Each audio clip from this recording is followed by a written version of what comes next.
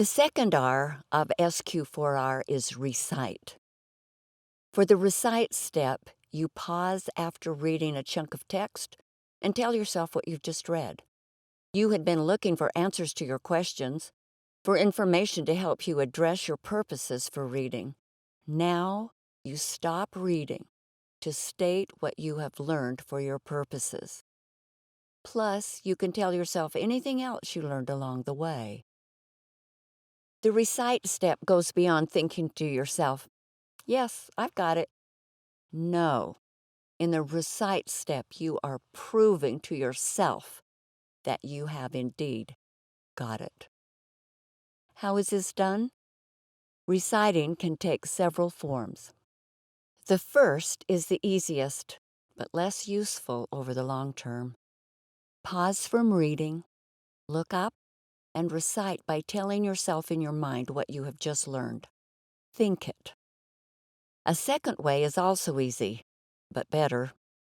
Pause from reading, look up, and recite aloud what you have just learned.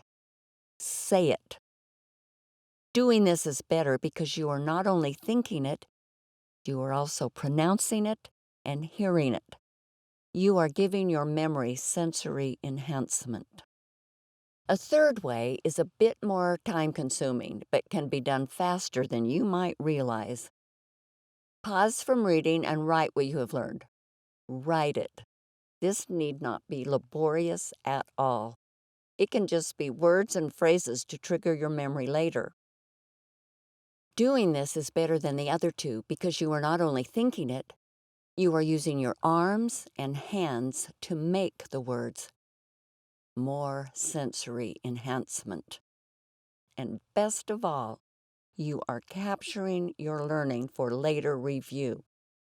Soon in this course, you will be learning some fast but effective ways to capture your learning in writing. A fourth way is possible, but rare and goofy.